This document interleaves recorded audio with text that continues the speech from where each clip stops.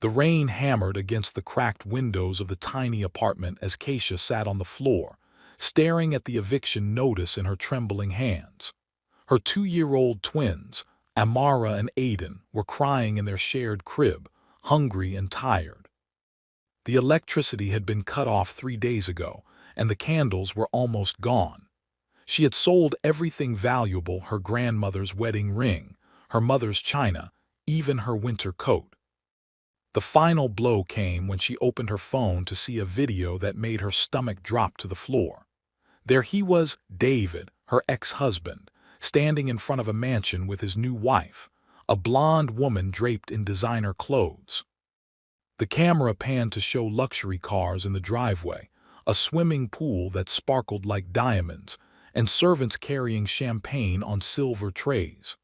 David looked directly into the camera and laughed, his voice cutting through her heart like glass. "You know what's funny?" he said to whoever was filming. "My ex-wife thought she deserved half of everything when we divorced. She got her half, all right, half of nothing." He threw his head back and laughed again. "Last I heard, she's living in some dump with those kids, probably begging for food stamps. Meanwhile, look at this life I built without her dragging me down."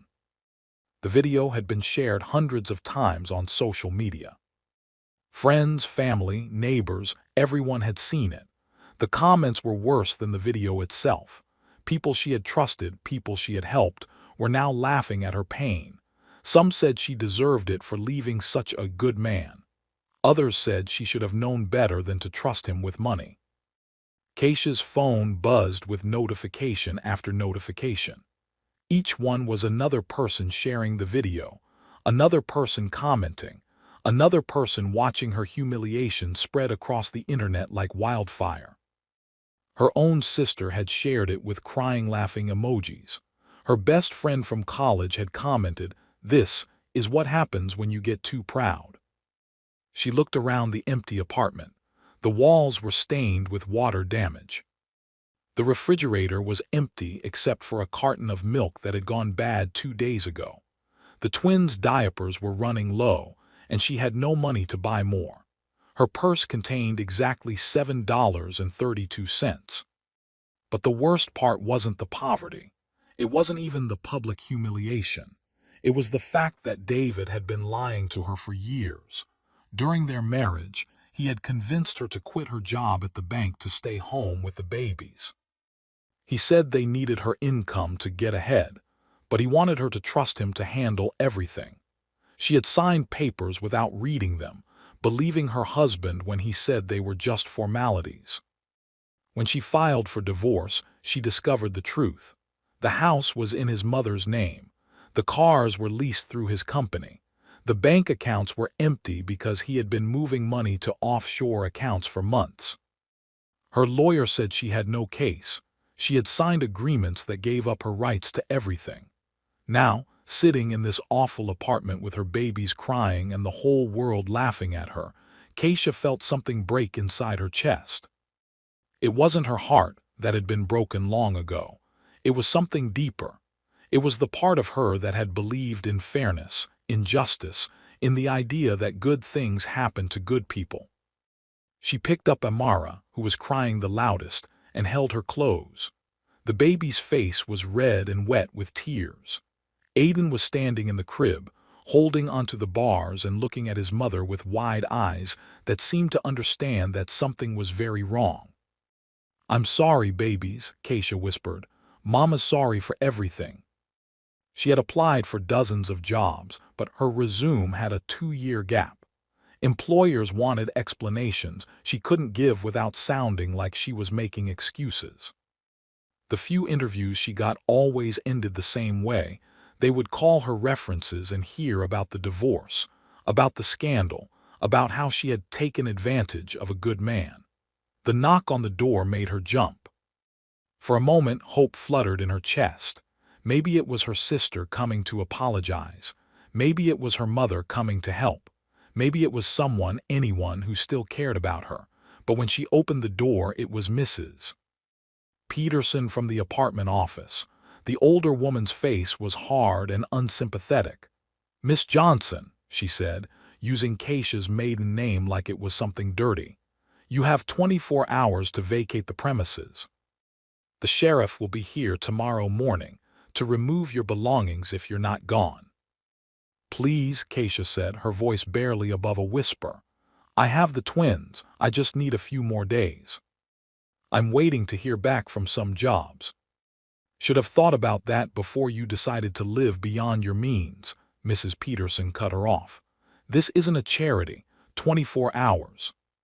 The door slammed shut, leaving Keisha alone with her crying children and the weight of complete despair. She had nowhere to go. The homeless shelter had a waiting list. Her family had cut her off after the divorce, choosing David's version of events over hers. Her friends had vanished when the money ran out. She sat back down on the floor and pulled both twins into her lap. They were so small, so innocent, so dependent on her, and she was failing them in every possible way. The thought that crossed her mind next was so dark, so desperate, that it scared her. Maybe they would be better off without her. Maybe David would take them and give them the life she couldn't provide. Maybe everyone would be happier if she just disappeared. But then Amara looked up at her with those big brown eyes that looked exactly like her own mother's, and something stirred in Keisha's chest. Not hope, not yet, but something stronger than despair. It was rage. Pure, clean rage at the unfairness of it all, at David for his lies and cruelty, at her family for abandoning her, at a world that punished women for trusting the men they loved. "No," she whispered to her babies. "We're not giving up. Mama's not giving up on you." She didn't know how she was going to do it. She didn't know where they would sleep tomorrow night or where their next meal would come from. But she knew one thing for certain: she would not let David win. She would not let him destroy her children the way he had tried to destroy her. The candle flickered in the darkness, casting dancing shadows on the walls. Outside, the rain continued to fall, washing the city clean. And in that tiny, broken apartment, something new was being born, something that would change everything. Morning came too soon, bringing with it the sound of heavy boots on the stairs. Keisha had spent the night packing their few belongings into garbage bags, the twins finally sleeping in their stroller after hours of crying. She had made a decision in the dark hours before dawn: they would go to the bus station. She had enough money for 3 tickets to Atlanta, where her grandmother's sister lived. It was a long shot, but it was better than the street. The sheriff's deputies were polite but firm. They gave her time to gather the last of their things, even helping her carry the bags downstairs. One of them, a young black man who reminded her of her brother, slipped her a $20 bill when his partner wasn't looking. "For the babies," he whispered, "good luck."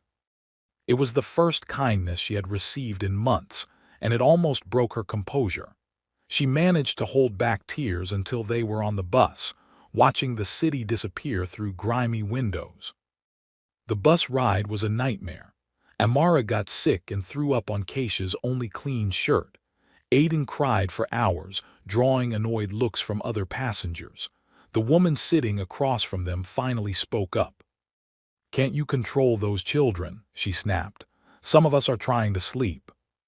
"I'm sorry," Keisha said automatically, the words she had been saying for months now. "They're just tired." "Well, maybe you should have thought about that before you decided to travel with babies. Some people have no consideration." The woman's words stung, but they weren't the worst part. The worst part was the way other passengers nodded in agreement. The way they looked at her, a young black woman with 2 babies and garbage bags for luggage, and saw exactly what they expected to see. A stereotype, a problem, a cautionary tale. When they finally arrived in Atlanta, Aunt Ruby was waiting at the bus station. She was a small, elderly woman with kind eyes and hands that spoke of a lifetime of hard work. She took one look at Keisha and the twins and opened her arms. "Come here, baby girl," she said, and Keisha collapsed into her embrace, finally letting the tears fall. Aunt Ruby's house was small but clean, filled with the smell of cornbread and the sound of gospel music playing softly on an old radio. She set up a makeshift nursery in the back bedroom and insisted that Keisha eat something before they talked about anything else. "You look like you haven't had a proper meal in weeks," she said, ladling greens and cornbread onto a plate. "Can't take care of babies if you don't take care of yourself first." Over dinner, Keisha told her the whole story. About David's lies, about the divorce, about the eviction, and the video that had made her a joke across the internet. Aunt Ruby listened without judgment, occasionally making soft sounds of sympathy or clicking her tongue in disapproval. "That man is a snake," she said finally, "but snakes always get what's coming to them in the end." "It doesn't feel that way," Keisha said.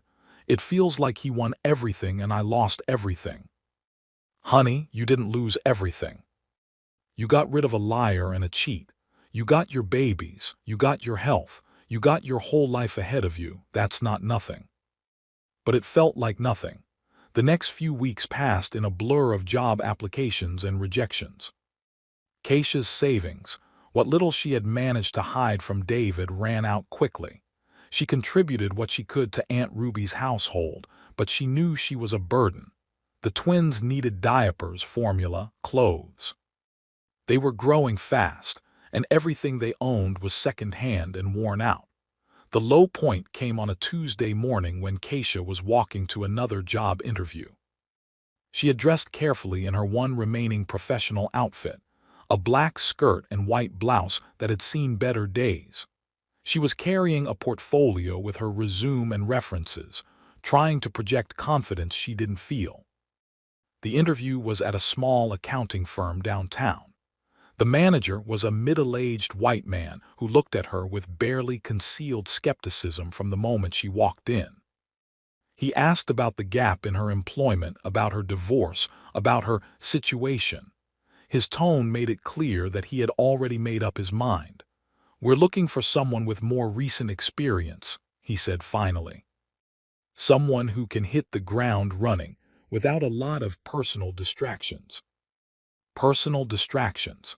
As if her children were a character flaw rather than human beings who needed their mother.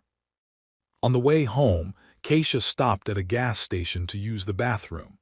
When she came out, she found a parking ticket on Aunt Ruby's old car, a $25 fine she couldn't afford. She sat in the driver's seat and stared at the yellow paper, feeling the weight of everything crushing down on her. That's when she saw him. David was getting out of a brand new BMW convertible across the street. He was wearing an expensive suit and sunglasses, looking like he had stepped out of a magazine. His new wife was with him, laughing at something on her phone. They looked like they didn't have a care in the world. For a moment, Keisha thought about ducking down, hiding until they passed. But something made her sit up straighter. Something made her want him to see her. He did see her. Their eyes met across the street and his face changed. The confident smile faltered, replaced by something that looked almost like guilt. Then he whispered something to his wife, and they both turned to look at Keisha. The new wife said something that made David laugh, that same cruel laugh from the video. Then she raised her phone and took a picture of Keisha sitting in the old car, looking desperate and defeated. The picture would be on social media within hours. Keisha knew it without having to see it. Another humiliation, another reason for people to laugh at her pain. But instead of feeling crushed, she felt something else. She felt angry. Not the hot, helpless anger she had felt before, but something cold and determined. Something that burned steady and bright in her chest. She started the car and drove home to Aunt Ruby's house. The twins were napping when she arrived, and Aunt Ruby was in the kitchen, preparing dinner. "How did it go?" Aunt Ruby asked, looking up from her cooking. "They said no," Keisha said simply. "I'm sorry, baby, but the right opportunity will come along. You just have to keep trying." Keisha nodded, but she wasn't thinking about job interviews anymore. She was thinking about the look on David's face when he saw her, about the way his new wife had laughed and taken her picture, about the video that had destroyed her reputation and the lies that had destroyed her marriage. She was thinking about revenge, but not the kind of revenge that would make her like him, the kind of revenge that would make her better than him, the kind of revenge that would show everyone, including herself, what she was really capable of. She just didn't know how yet. That night, after Aunt Ruby had gone to bed and the twins were finally asleep, Keisha sat at the kitchen table with a notebook and pen. She wrote down everything she could remember about David's business, about the people he knew, about the way he operated. She wrote down her own skills, her education, her experience. She wrote down her goals and her dreams and her plans. She wrote until her hand cramped and her eyes burned. She wrote until the sun came up and she could hear the twins stirring in their cribs. She wrote until she had filled every page in the notebook. And somewhere in all that writing, she found something she thought she had lost forever. She found hope. The email arrived on a Thursday morning 3 months later. Keisha almost deleted it, thinking it was spam. The subject line read, "Urgent. Estate settlement requires your immediate attention." She had been getting fake legal notices and scam emails for months, so she nearly sent it straight to trash. But something made her pause. The email was from a law firm in Chicago, Patterson, Williams and Associates. The letterhead looked legitimate, and when she Googled the firm name, they appeared to be real. The lawyer's name was Jennifer Patterson, and her photo showed a professional-looking black woman about Keisha's age. "Dear Ms. Johnson," the email began, "I am writing to inform you that you have been named as a beneficiary in the estate of Ms. Dolers Washington. Ms. Washington passed away 6 months ago, and we have been attempting to locate you regarding an inheritance she left in your name. Please contact our office at your earliest convenience to discuss this matter." Keisha stared at the screen for a long moment. She had never heard of Dolers Washington. She couldn't think of any reason why a stranger would leave her anything in their will. It had to be a mistake or a scam, but something nagged at her. The name sounded familiar, like an echo of a conversation she couldn't quite remember. She called the number in the email, half expecting to reach a boiler room full of scammers. Instead, she reached Jennifer Patterson's assistant, who scheduled her for a phone call that afternoon. "Ms. Johnson," Jennifer Patterson said when they spoke, "I'm glad you called. I've been trying to reach you for quite some time." "I think there might be a mistake," Keisha said. "I don't know anyone named Dolers Washington." "Ms. Washington was your grandmother's best friend," Jennifer explained. "She lived in Chicago most of her life, but she grew up in the same neighborhood as your grandmother in Birmingham. They stayed in touch through letters and phone calls for over 60 years. Suddenly, Keisha remembered. Grandma Dot had mentioned her friend Dolers many times. The woman who had moved north during the Great Migration and built a successful life in Chicago. The woman who had never married or had children but had always asked about Grandma Dot's family in their letters. "She followed your story through your grandmother," Jennifer continued. "She knew about your marriage, your divorce, your struggles. Before she passed, she specifically requested that a portion of her estate go to you." "How much?" Keisha asked, afraid to hope. $50,000, Jennifer said.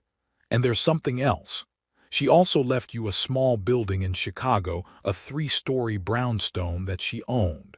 It's currently being rented out to tenants, generating about $3,000 a month in rental income." Keisha almost dropped the phone. $50,000 was more money than she had ever seen in her life, and a building that generated income. It seemed impossible. "Are you sure?" she whispered. "Quite sure. There are some legal formalities to complete, but the inheritance is legitimate. Ms. Washington was very specific about her wishes. She left a letter for you, which I can read over the phone if you'd like." "Yes, please." Jennifer cleared her throat and began to read. "Dear Keisha, you don't know me, but I know you. Your grandmother talked about you constantly, your kindness, your intelligence, your determination to build a better life for yourself. When she told me about your marriage ending and the struggles you faced, my heart broke for you. I know what it's like to start over with nothing. I came to Chicago in 1962 with $5 in my pocket and a suitcase held together with rope. I worked as a cleaning lady, a waitress, a seamstress, whatever it took to survive. I saved every penny I could and eventually bought the building where I lived. Over the years, I bought 2 more properties and built a small but comfortable life. I never had children of my own, but I always thought of your grandmother's family as my own. I want you to have a fresh start. I want you to have the chance I had to build something meaningful. Don't let anyone tell you that you can't do it. Don't let anyone make you feel small or unworthy. You are stronger than you know, and you deserve every good thing that comes your way. Use this gift wisely, and remember that the best revenge is living well. With love and hope for your future, Dolers, Washington. Keisha was crying by the time Jennifer finished reading. She could barely speak through her tears. She really left this to me, she managed to ask. She really did. I'll need you to come to Chicago to sign the papers and take possession of the building. Can you arrange to travel here within the next 2 weeks? Keisha looked around Aunt Ruby's small kitchen, where she had been struggling to find hope for months. The twins were playing on the floor, babbling to each other in the language only they understood. Aunt Ruby was reading the newspaper at the table, occasionally glancing up to smile at the babies. "Yes," Keisha said, her voice growing stronger. "I can be there next week." The next few days passed in a whirlwind of preparation. Aunt Ruby was thrilled about the inheritance, but worried about Keisha moving so far away with the twins. "Chicago is a big city," she said. "You sure you'll be okay up there all by yourself?" "I'll be fine," Keisha assured her. "And it's not forever. I just need to get the building situation sorted out and figure out what to do next." But privately, Keisha was thinking it might be forever. Chicago represented something Atlanta couldn't, a place where no one knew her story, where she could start fresh without the weight of her past humiliation following her everywhere. She used some of her remaining money to buy bus tickets to Chicago and to purchase a few professional outfits from a thrift store. She wanted to look successful when she met with the lawyer, even if she didn't feel it yet. The bus ride to Chicago took 18 hours. The twins were better travelers now, and Keisha had learned tricks to keep them entertained. She spent most of the journey staring out the window, watching the landscape change from southern towns to Midwestern cities. When the bus pulled into Chicago's Union Station, Keisha felt like she was entering a different world. The city was enormous, full of towering buildings and rushing people. The energy was different from Atlanta, faster, more intense, more full of possibility. Jennifer Patterson met her at the law office the next morning. She was exactly what Keisha had expected from her photo: professional, warm, and immediately trustworthy. She walked Keisha through the legal documents with patience and clarity. "The building is in good condition," she explained. "Ms. Washington maintained it well. The current tenants are reliable, they've been there for several years and always pay their rent on time. The rental income should more than cover the building's expenses and provide you with a steady income." "What about the $50,000? Keisha asked. "That's yours to do with as you please, Ms. Washington's only request was that you use it to build a better life for yourself and your children." After signing the papers, Jennifer drove Keisha to see the building. It was in a nice neighborhood on the south side, with tree-lined streets and well-maintained properties. The brownstone was beautiful, 3 stories of red brick with flower boxes in the windows and a small front garden. "The first floor is rented to a young couple, both teachers," Jennifer explained. "The second floor is a small family with 1 child. The third floor is vacant right now, but Ms. Washington lived there for the last 20 years of her life. It's fully furnished and ready for someone to move in." Keisha walked through the third-floor apartment with growing amazement. It was spacious and bright, with hardwood floors and large windows that let in lots of natural light. There was a kitchen with modern appliances, a living room with built-in bookshelves, and 2 bedrooms perfect for her and the twins. "I can live here?" she asked. "It's your building now," Jennifer said with a smile. "You can do whatever you want with it." That evening, Keisha sat in Dolores Washington's old living room, the twins playing on a beautiful Persian rug while she looked out at the Chicago skyline. The rental income from the other 2 apartments would cover all the building's expenses and leave her with enough money to live comfortably. The $50,000 would give her time to figure out her next steps without the pressure of immediate financial survival. For the first time in over a year, she felt safe. But more than that, she felt something else. She felt the stirring of ambition, of dreams she had thought were dead and buried. She thought about David's cruel laughter, about his new wife taking pictures of her desperation, about the video that had made her a laughingstock. They had no idea what was coming. 6 months after moving to Chicago, Keisha had transformed not just her living situation but her entire life.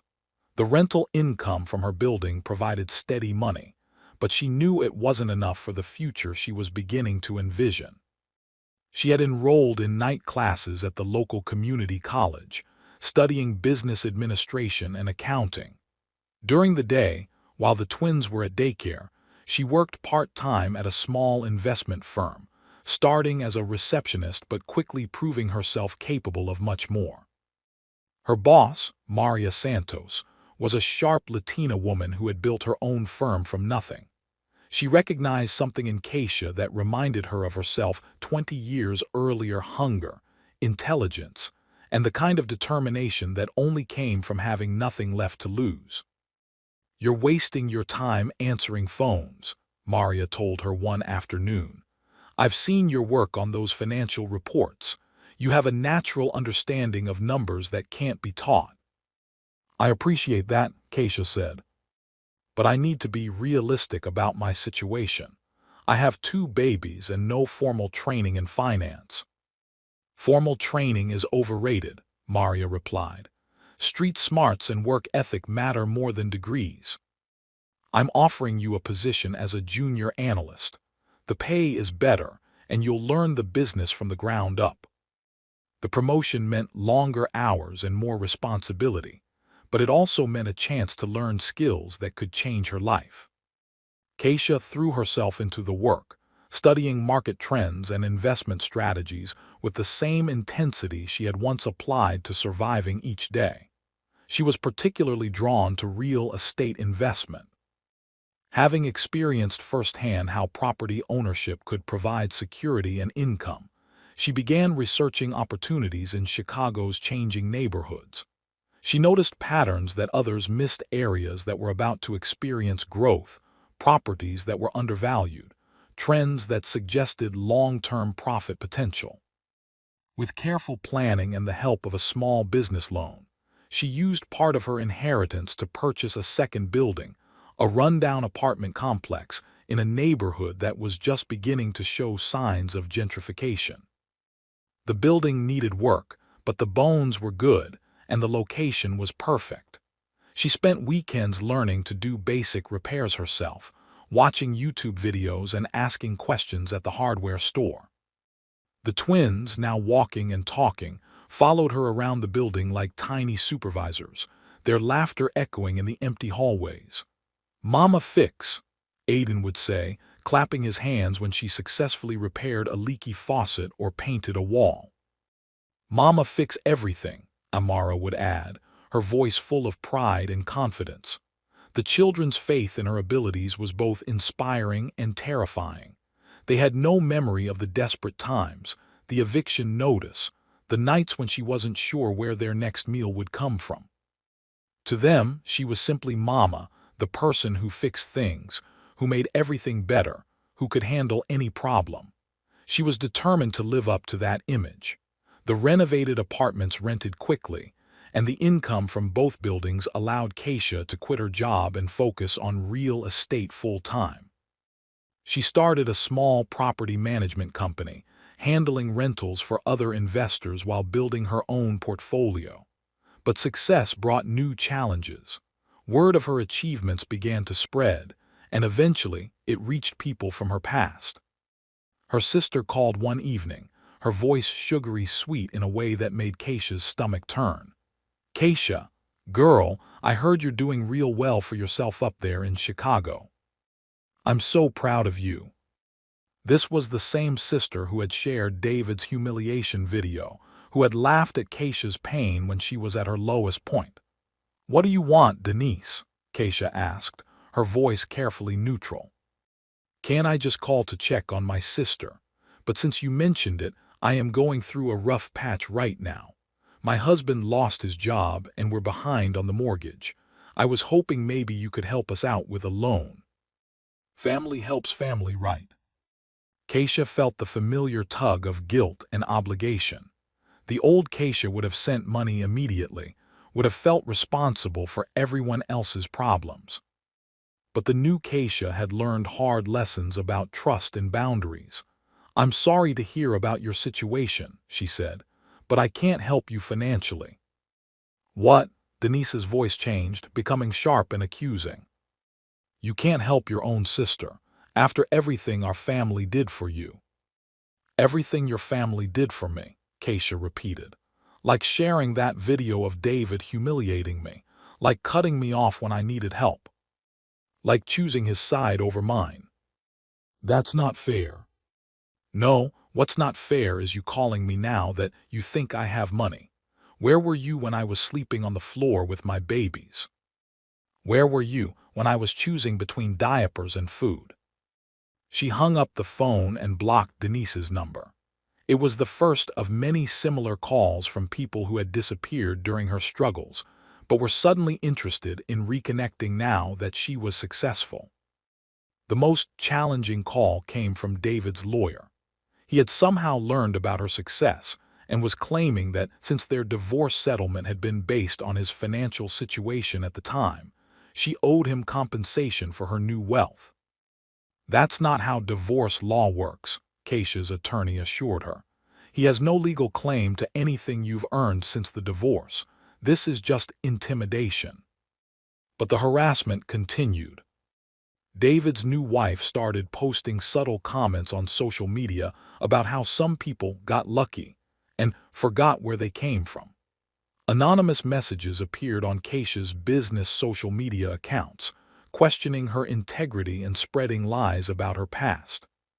For a while, Keisha felt the old fear creeping back, the fear that she didn't deserve her success, that it could all be taken away as easily as it had been given.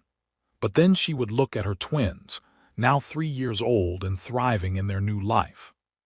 They were enrolled in a good preschool, had their own bedrooms filled with toys and books, and most importantly, they had a mother who was present and confident.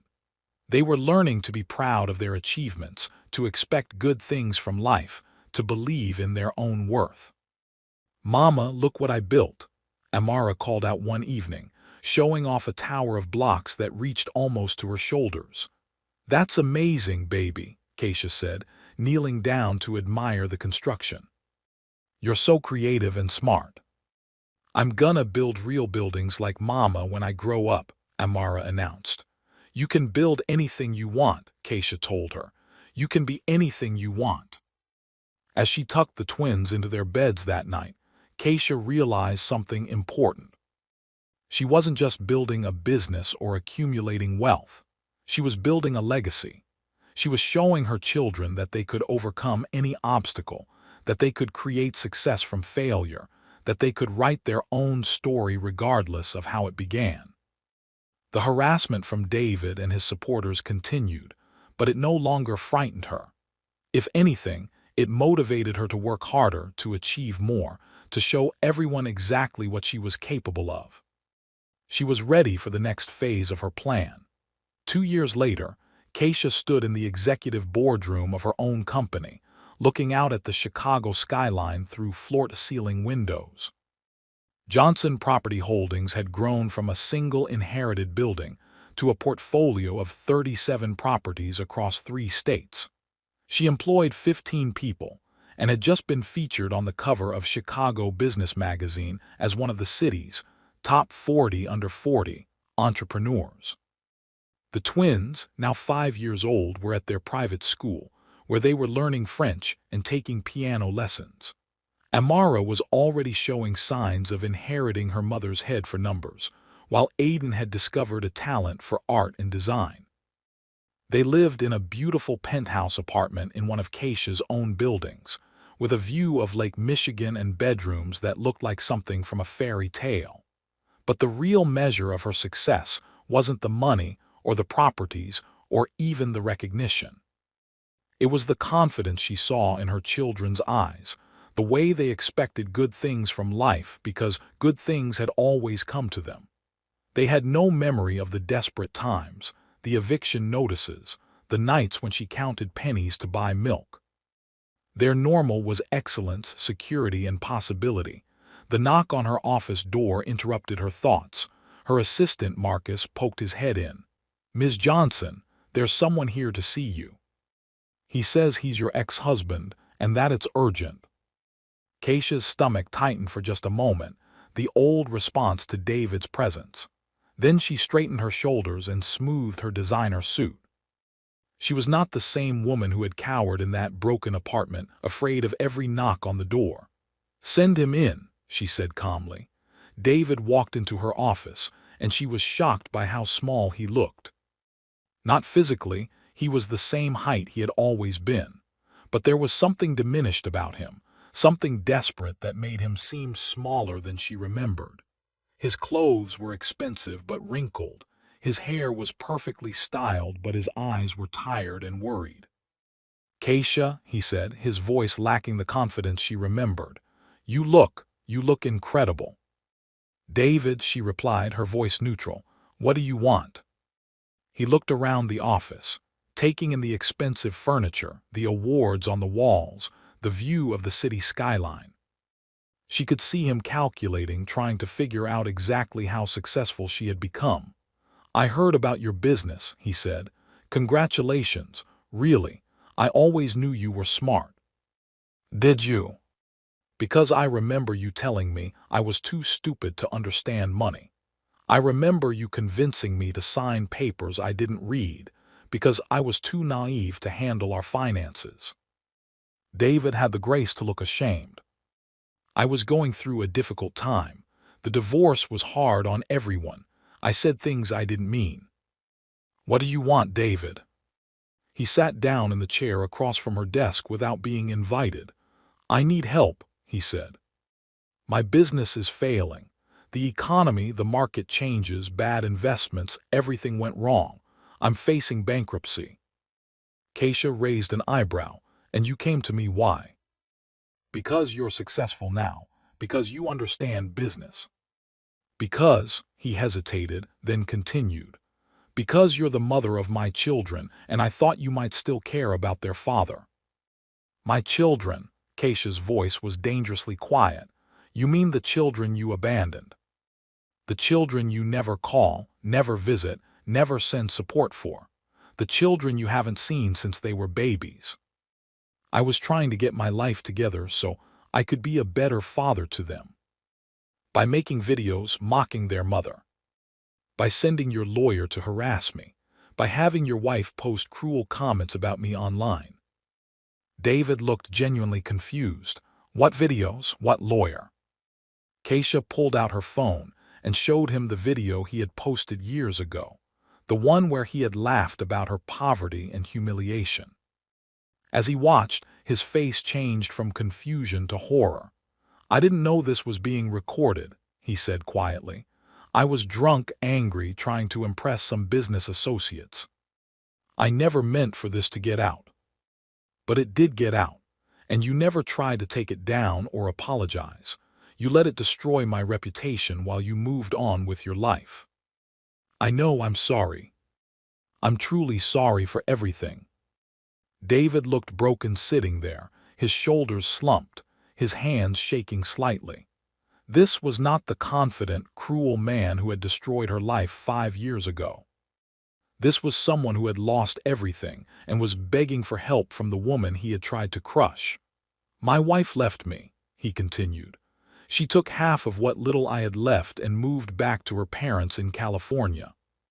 The house is in foreclosure. My business partners are suing me. I have nothing left, Keisha, nothing." For a moment, Keisha felt a flicker of the old sympathy, the part of her that had always tried to fix everyone else's problems. But then she remembered the nights she had sat on the floor of that terrible apartment, her babies crying from hunger while David lived in luxury. She remembered the video, the laughter, the public humiliation. "I'm sorry your life didn't work out the way you planned," she said finally, "but that's not my problem to solve." "Please," David said, and there were actual tears in his eyes now. "I'm not asking for money. I'm asking for a chance. Maybe I could work for your company, start at the bottom, prove myself.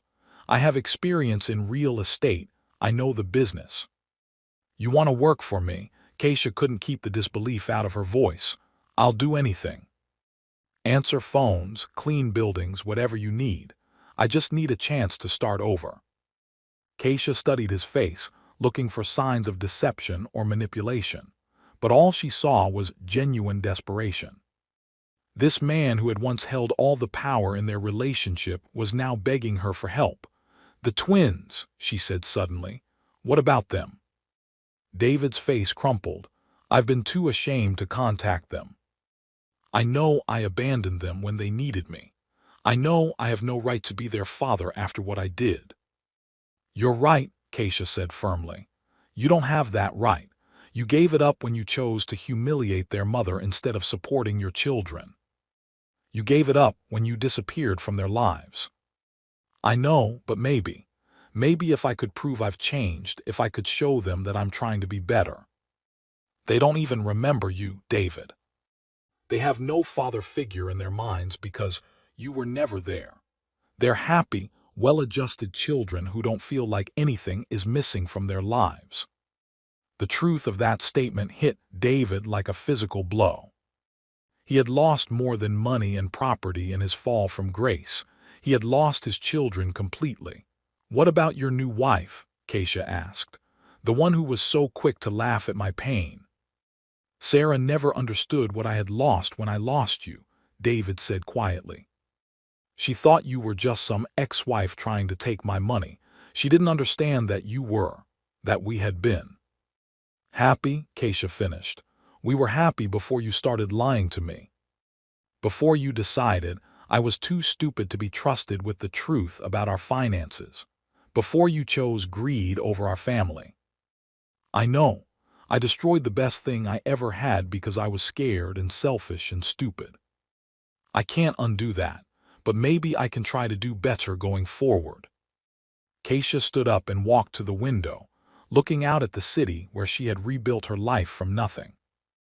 She thought about the woman she had been 5 years ago, broken, desperate, willing to believe that she deserved the cruelty that had been shown to her.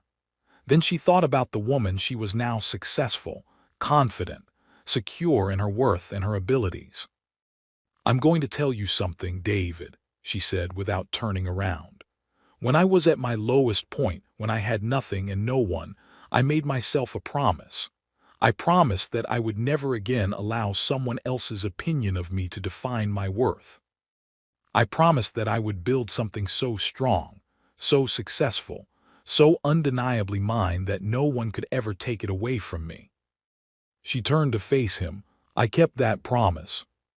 This company, these properties, this life, I built it all myself.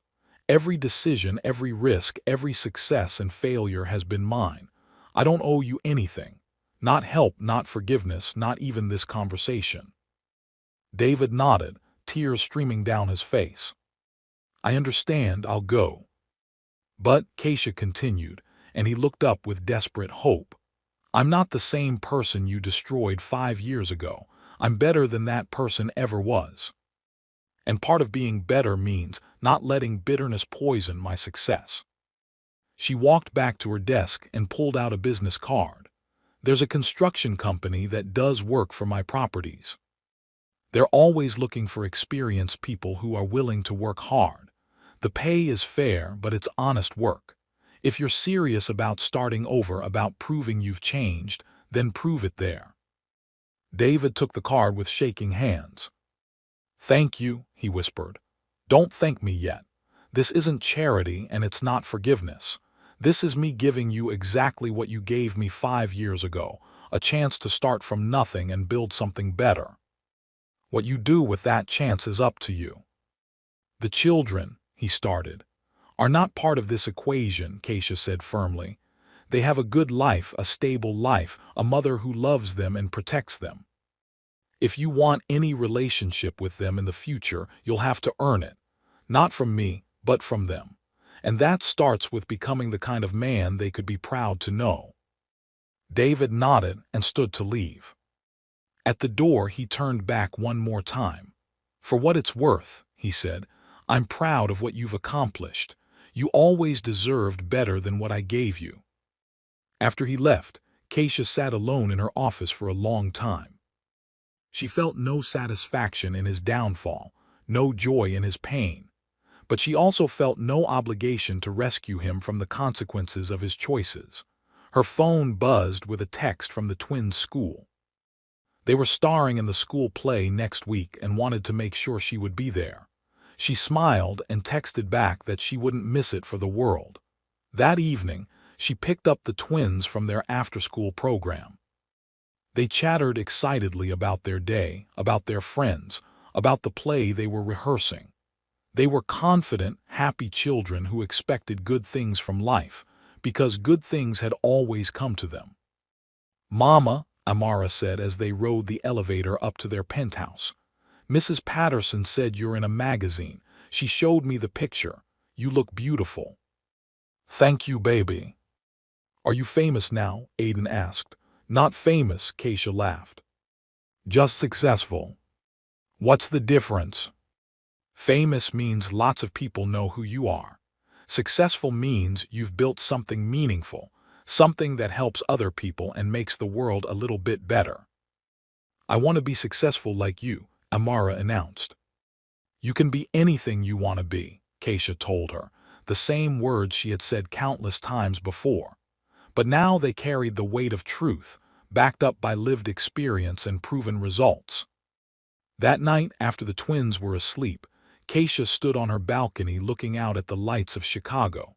She thought about the journey that had brought her here, from that terrible apartment to this beautiful home. She thought about David's visit, about the broken man who had once seemed so powerful and cruel. She felt no anger toward him anymore, no bitterness or desire for revenge. She had transcended all of that through her success, through building a life so full and rich that his opinions and actions no longer had the power to hurt her. The best revenge, as Dolores Washington had written in her letter, truly was living well. And Keisha Johnson was living very well indeed. 6 months later, Keisha received an invitation to speak at a conference for women entrepreneurs. As she stood on the stage, looking out at hundreds of women who were building their own businesses and chasing their own dreams, she thought about the message she wanted to share. "5 years ago," she began, "I was sleeping on the floor of a condemned apartment with my twin babies, wondering if we would have enough money for food the next day. I had been publicly humiliated, abandoned by my family, and told by everyone around me that I was worthless and stupid." The audience was completely silent, hanging on her every word. "Today, I run a multi-million-dollar company. I own properties in 3 states, and my children attend the best schools money can buy. The difference between that woman and this woman isn't luck or charity or anyone else's help. The difference is that I decided to stop believing other people's opinions about who I was and what I was capable of." She looked out at the sea of faces, seeing her own story reflected in their eyes, the hunger, the determination, the refusal to accept limitations imposed by others. "Your current circumstances are not your final destination," she continued. Your past mistakes are not your future limitations. Your critics' opinions are not your reality. You have the power to write your own story, to build your own success, to create your own definition of what your life should look like. The applause was thunderous, but more importantly, Keisha could see the spark of possibility igniting in the eyes of the women in the audience. She had given them what Dolores Washington had given her, not just money or opportunity, but something more valuable. She had given them permission to believe in themselves. After the conference, as she flew back to Chicago in the private jet she had purchased the year before, Keisha thought about how far she had come. The scared, broken woman who had once begged for scraps of kindness was gone, replaced by someone strong enough to lift others up. The twins were waiting for her at home, excited to show her their latest art projects and tell her about their day. As she tucked them into bed, Amara asked her a question that made her pause. "Mama, were you always brave?" Keisha considered the question carefully. "No, baby, I wasn't always brave. I used to be very scared and very sad, but I learned that being brave doesn't mean you're never scared. It means you do what needs to be done even when you're scared." "What made you brave?" "You and your brother," Keisha said simply. "I had to be brave for you." "Well, now we're brave too," Aiden announced. "So you don't have to be scared anymore."